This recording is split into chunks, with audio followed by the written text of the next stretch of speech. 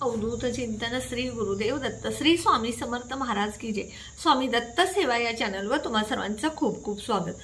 तुम्हा सर्वांचं आरोग्य उत्तमाचं राहू दे, राहिलेलं आयुष्य आरोग्यदायी जाऊ दे, तुम्हा सगळ्यांना दीर्घायुष्य मिळू दे अशी मी स्वामी चरणी प्रार्थना करते आणि माझ्या व्हिडिओला सुरुवात करते।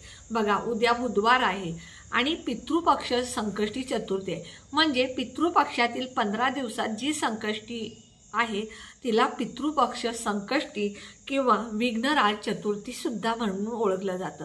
तर ह्या विघ्नराज संकष्टी चतुर्थीला आपल्याला काही उपाय करायचे। हे उपाय कशासाठी करायचे बघा, घरातील भांडणे, इडापिडा, वाईट शक्ती आली असेल किंवा अडचणी असतील, पितृदोष असतील किंवा आपल्या मुलांच्या आयुष्यात अडचणी असतील, वाद असतील, ह्या सगळ्यासाठी आपल्याला हा उपाय करायचा। काय करायचे, आपल्याला संध्याकाळी हा उपाय करायचा। बघा, गणपती बाप्पा जे आहेत ते विघ्न हरतायत, विघ्न दूर करणारे, सुख देणारे, दुःख दूर करणारे बुद्धीचे दैवत असे आणि ह्या बाप्पाची आपल्याला उद्या मनापासून सेवा करायची आणि एक वस्तू जाळायची। ही कोणती वस्तू जाळायची, कशी जाळायची याचा संपूर्ण मी माहिती सांगणार आहे। व्हिडिओ स्किप न करता बघा। प्रत्येक महिन्यात संकष्टी चतुर्थी येत असते आणि या प्रत्येक महिन्यातल्या संकष्टी चतुर्थीला काही ना काही महत्त्व असतं। तसंच उद्याच्या ह्या संकष्टी चतुर्थीला पितृपक्ष संकष्टी किंवा विघ्नराज चतुर्थी म्हणून ओळखलं जातं। उद्या बुधवार आहे, गणपती बाप्पांचा वार आहे आणि संकष्टी चतुर्थी आहे। खूप चांगला योग आहे। भाद्रपद महिन्यातली ही संकष्टी आहे, त्यामुळे उपाय नक्की करा, तुम्हाला त्याचा फायदा होईल। बघा, सकाळी आपण लवकर उठायचं, आपल्या घरातली साफसफाई करायची आणि त्यानंतर तुमचा जो मुख्य दरवाजा आहे तो तुम्ही साफ करायचा। त्यानंतर तुम्ही तुमच्या घरातली जे देवघर आहे त्या देवघरातली साफसफाई करायची आणि सगळ्यात पहिल्यांदा गणपती बाप्पांची पूजा करायची। कारण आपण बघा, आपण कुठलाही विधी असो, पूजा असो, कुठलाही उद्घाटन असो किंवा काही असो, आपण दीप प्रज्वलाने गणेशाची पूजन करून आपण ही कामाची सुरुवात करत असतो। तर याच पद्धतीनं उद्या सगळ्यात पहिल्यांदा आपण देवघरातल्या गणपती बाप्पांना पंचामृतना अभिषेक करायचा। हा अभिषेक करत असताना तुम्हाला अथर्वशीर्ष किंवा तुम्ही गणेश स्तोत्र म्हणा किंवा ओम गणपते नमो नमः म्हणा किंवा वक्रतुंड महाकाय सूर्यकोटी समप्रभ निर्विघ्न कुरु मे देव सर्व कार्येषु सर्वदा हे म्हणा किंवा ओम श्री विघ्नहर्ताय नमः हा मंत्र म्हणा।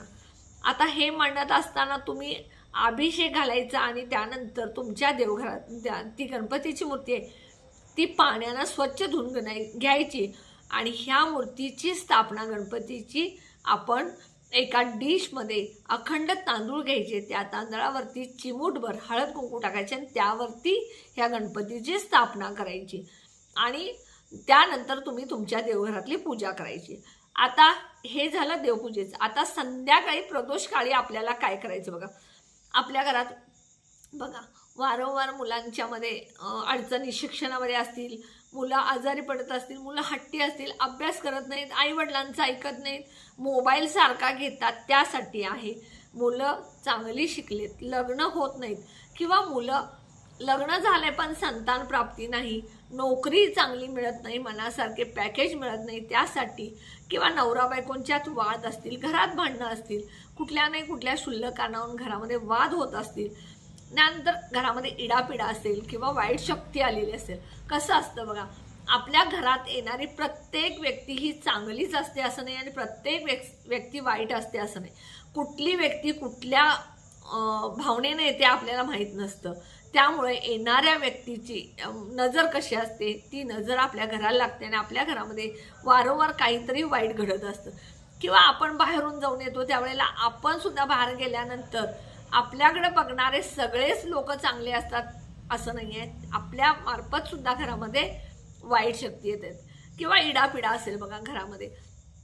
बघा, आपलं सगळं चांगलं चाललेलं आहे, आपल्याकडे मुलं शिकलेले आहेत, मुलं नोकरीला आहेत, घरात सगळं व्यवस्थित आहे आणि बाहेरची लोक म्हणत असतात अरे बापरे ह्यांचं किती चांगलं चालू आहे, ह्यांचं कसं काय एवढं व्यवस्थित चालू आहे। हे ज्यावेळेला म्हणतात त्यावेळेला आपल्या घराला इडापिडा लागलेली असते, ही दूर करण्यासाठी किंवा घरामध्ये पितृदोष आहेत बघा। पितृदोष म्हणजे काय होतं बघा, मुलांच्या शिक्षणात अडथळे येणे, पितृदोष लागल्यामुळे सुद्धा मुलांच्या शिक्षणात अडथळे येतात, मुलं हट्टीपणा करतात, वारंवार आजारी पडतात, घरामध्ये आर्थिक अडचणी येतात, आलेला पैसा टिकत नाही, पैसा आला तर कुठल्या नाही कुठल्या मार्गाने बाहेर जातो, अशी ही सगळी पितृदोषाची सुद्धा कारण आहेत। तर ह्या सगळ्याचा दोष दूर होण्यासाठी आपल्याला संध्याकाळी प्रदोषकाळी कापुरासोबत काही वस्तू जाळायचे।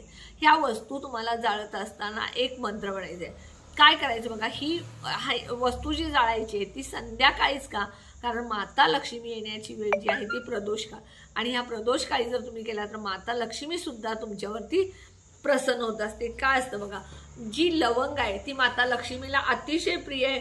त्यानंतर पिवळी मोहरी, लवंग, कापूर आणि तांदूळ ह्या सोबत जाळल्यामुळं तुम्हाला काय होतं, आजारपण दूर होतं, कर्ज असेल दूर होतं, अडलेली कामे सुद्धा मार्गी लागतात। त्यामुळं तुम्ही काय करायचं, एक मातीचं पंती घ्या किंवा कापूर जाळतेलं तुमच्याकडे स्टँड असेल तर त्यामध्ये भीमसेन कापूरच पाहिजे, कारण भीमसेन कापूर हा नैसर्गिक असतो।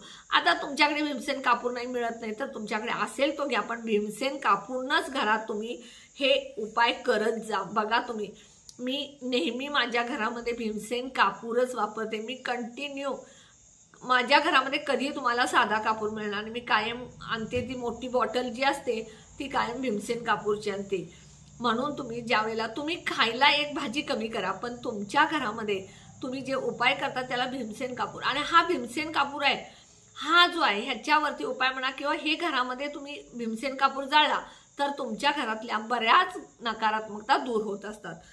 त्यामुळे तुम्ही भीमसेन कापूर, आता ते स्टँड आहे किंवा मातीची पंती आहे त्यामध्ये तुम्ही थोडेसे तांदूळ टाकायचे, त्यावरती 3 कापराच्या वड्या ठेवायच्या, त्यानंतर 3 लवंग आणि त्यानंतर तुम्ही पिवळी मोहरी चिमूटभर ठेवायची, आणि हे सगळं तुम्ही देवघरात बसून हे प्रज्वलित करायचं आणि ओम श्री विघ्नहर्ताय नमः हा मंत्र 11 वेळा म्हणायचा। हा कापूर संपूर्ण घरभर फिरवायचा, मुख्य दरवाजाच्या बाहेर फिरवायचा, तिथे 2 मिनिटं ठेवायचा, नंतर देवघरामध्ये आणून ठेवायचा।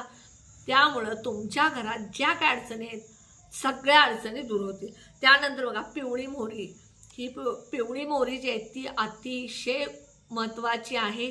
त्यानं उपाय केलेले सुद्धा तुम्हाला खूप चांगले असतात। उद्या संकष्टी चतुर्थीला पिवळी मोहरी तुम्ही थोडीशी चिमूटभर हातात घ्यायची, प्रत्येक व्यक्तीवरून ही क्लॉकवाईज 7 वेळा उतरायची, प्रत्येकाची मोहरी उतरून तुम्ही एका कागदावरती ठेवायची, आणि मुख्य दरवाजावरून पण ही पिवळी मोहरी तुम्ही 7 वेळा उतरायची, आणि ही संपूर्ण पिवळी मोहरी तुम्ही एखाद्या झाडाखाली किंवा एखाद्या कचऱ्याच्या ठिकाणी टाकून देऊ शकता। त्यामुळे तुमच्या मुलांच्यावरती, तुमच्यावरती, तुमच्या घरावरती जी नजर लागलेली असते दूर असते।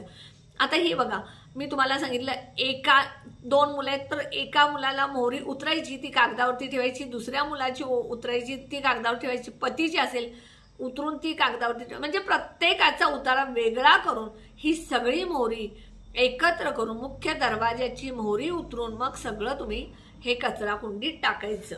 अशा पद्धतीनं तुम्ही जर उद्या संकष्टी चतुर्थीला उपाय केला, हा विघ्न राजा चतुर्थी आहे त्यामुळे नक्की उपाय करा। तुम्हाला विघ्न सगळी तुमची दूर करून गणपती बाप्पा तुमच्या आयुष्यात राज आणतील। नक्की उपाय करा। व्हिडिओ कसा वाटला तुम्ही नक्की सांगा। व्हिडिओला लाईक करा, शेअर करा, ऑल बटनला क्लिक करा, त्यामुळे माझी छोटे छोटे उपाय सेवा तडुके करतील। आणि जे कोणी माझा व्हिडिओ नवीन बघत असेल त्यांनी प्लीज माझ्या व्हिडिओला सबस्क्राईब करा। श्री स्वामी समर्थ।